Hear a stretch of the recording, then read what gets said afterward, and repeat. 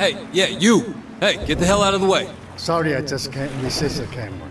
That's it, asshole! Beginning development is True Crime Hong Kong, only later to be cancelled by Activision due to budget and development delays. Following this, however, developer United Front Games was then purchased by Square Enix. Notably, this didn't include the intellectual property rights for the True Crime series. So, in an attempt to salvage what they already had, which was a nearly complete game at this point, Square Enix and United Front Games rebranded True Crime Hong Kong to what is known now as Sleeping Dogs.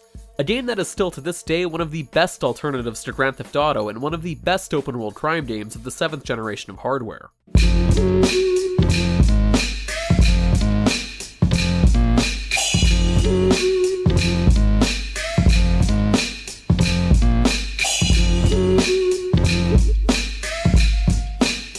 In Sleeping Dogs, you play as Wei Shen, an undercover cop attempting to infiltrate the Hong Kong triad known as the Sun On Yee. Sure enough though, he gets in too deep and has no choice but to go even deeper. Between the blurry lines of crooked police and rival triads, Wei somehow manages to punch and kick his way through all of it. And somehow even manages a date with Emma Stone along the way.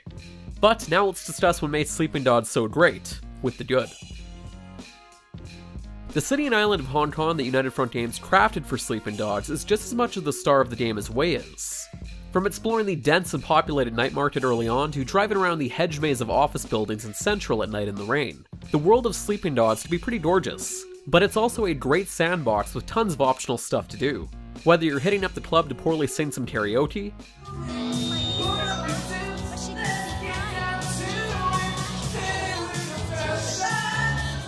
or even going into the seedy underbelly to make a quick buck cockfighting, or an even faster one, street racing.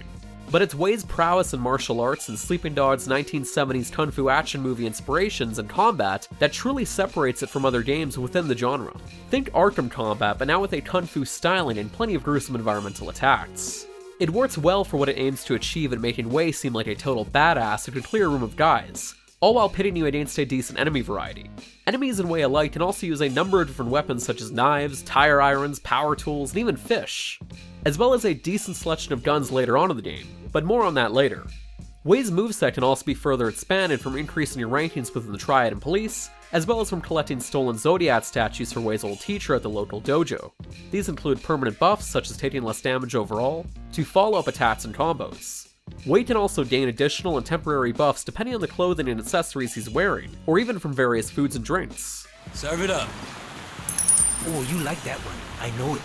I really thought this was a smart way to incentivize me to check out every NPC and shop in the city. It kept me constantly keeping an eye out for different food vendors to add and stack various buffs. It also just really added a nice in-game day-to-day routine for me to do before each mission. Special massages right here. I know every type of Swedish, French, Greek. Sleeping Dogs also has a fantastic sense of humor. From quirky radio ads, hilarious NPCs bickering outside of your apartment, to the lonely and depressed car valet who constantly comments on how he wishes he could live your life. You know, 2 years ago, I was a stockbroker in Central. Now I press a button to get your car out. Including some funny and memorable missions such as breaking into someone's house to mess with their feng shui. Wait. See that clock? Set the time 4:44 and unplug it. That'll freak them out. 4:44. On the topic of missions though, it's hard not to draw comparisons to Rockstar's Grand Theft Auto series. Many of the missions in Sleeping Dogs follow the same structure, but thankfully the story and colorful cast of characters more than make up for it. As cliched as the undercover cop plotline can be, what makes Wei's story work is the legitimate struggle he has keeping his emotions in check. Wei quickly finds himself befriending and caring for the people he's secretly working against. Many of these characters also have a surprising art to them as well. Tate Winston, for example. When Wei first meets him, he just seems like some angry, roided idiot. What's going on? You are staying here like I told you, and you are shutting the fuck up! Got it? Yeah, boss. Of course. But as Wei begins to work his way up the ranks, Winston begins to have a great deal of respect for him. Soon after, you also learn Winston is somewhat of a genuine softie from his girlfriend Peggy. He goes from being a one-note thud to a surprisingly complex character that I'd never originally given credit for. And without further spoiling things, the story definitely capitalizes on this. All of this is aided by solid voice acting throughout, with a mix of English and Cantonese voice work that adds a nice touch of authenticity. The voice cast even features a decent selection of Hollywood talent for a number of characters in the game, from the previously mentioned Emma Stone, Will Yun Lee, and even Lucy Liu of Kill Bill fame. The soundtrack and radio mix is also pretty great, featuring plenty of fairly low-key rap tunes, and some overall solid tracks. The definitive edition of Sleeping Dogs also contains all the DLC that was released, with some minor adjustments. Many of the additional DLC street races were incorporated into the main story, with a more natural progression, and the red envelope locations were changed to be more difficult to find. As for the 3 major story DLCs, all of them are brief, but 2 of them in particular are maybe the highlight of the game. First up being Nightmare in North Point. Set sometime during the events of the main story, Wei's girlfriend, Not Ping, is suddenly kidnapped by a ghost known as Smiley Cat, who has risen up from hell itself to get revenge on the Sun On Yee. From there, Wei fights off Hellspawn with a Peachwood sword and possessed triad gangsters alike. It doesn't take itself seriously at all in the best possible ways. Next is the Zodiac Tournament, which can basically be summarized as sort of a brilliant homage to Enter the Dragon. This time around, Wei is sent in to investigate and participate in an illegal fighting tournament held on Zodiac Island. This particular side story features plenty of terrible camera filters and this ugly effect of darkening the corners of the screen, but the various combat segments and cheesy dialogue more than make up for it. Lastly is Year of the Snake, which I thought was honestly the most boring of the 3. Set after the events of the main game, Wei has basically been reduced to a beat cop. This sucks. However, suddenly numerous bomb threats are discovered all over the city, and the culprits are some insane cultists. Admittedly, it was nice to have some missions that were a little more grounded and similar to those in the main game, but the ending to this particular story is so flat and uninteresting, I couldn't help but wonder if playing this was honestly even necessary. But now, let's discuss what's never necessary, with the bad. Still on the same topic of the Definitive Edition, when it comes to the PC release, it arguably looks worse than the original game.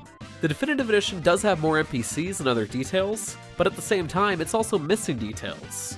Certain textures and lighting, for example, are either missing or look genuinely better in the original release. I'm not entirely sure what the reason was behind this, but it's pretty bizarre. On consoles, however, the increased resolution is still certainly an improvement, but the console versions are still locked at 30 frames per second. The Definitive Edition is also loaded to the brim with additional side content that were originally smaller DLC packs. Sadly, most of these are pretty terrible. For example, there's a certain knife challenge you unlock early on that drove me up the wall with how difficult it is. Then you also have random cop missions that you'll continue to unlock. These range from just randomly beating up folks with a nightstick, to sometimes dealing with a hostage situation, or even just getting into a car chase. They're okay at best, to just feeling like padding at their worst.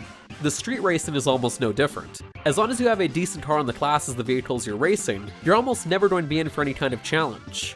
But the biggest problem with Sleeping Dogs is simply how unstable it is.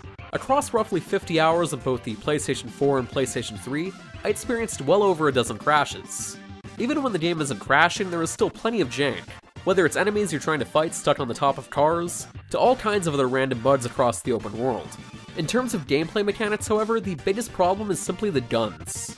The later acts in Sleeping Dogs shift heavily towards favoring guns over melee combat, and the guns just simply aren't anywhere near as fun. The duck and cover third-person shooting controls are fairly sloppy and aren't anywhere near as solid as what you'd find in other games within the same genre. Enemies at times also spawn in specific areas, regardless if you happen to be in said area, so I had the odd moment where enemies were spawning right in front of me. But jank aside, now it's time I give the opinion. As I've already mentioned at the start of this review, Sleeping Dogs is still one of the best open-world crime dramas of the 7th generation of hardware. It's unfortunate the Definitive Edition isn't so definitive, and even worse, will most likely never get a sequel.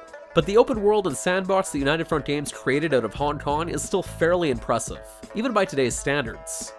So if you're one of the many people out there wishing Rockstar Games would take the Grand Theft Auto series somewhere exotic, then I highly recommend you check out Sleeping Dogs. But now it's time for the rating. I give Sleeping Dogs an authentic homemade pork bun from Sam's grandmother, out of 10. Man who never eats pork buns is never a whole man.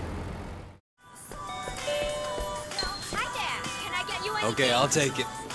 Please come again. You're a habitual flirt， 整天一副很恶，每个妹妹都看成 dessert。你让我以为你对我特别，原来每个亚洲妹你都 OK， 是黑色长发，胸部有 C cup， 我上前搭讪你。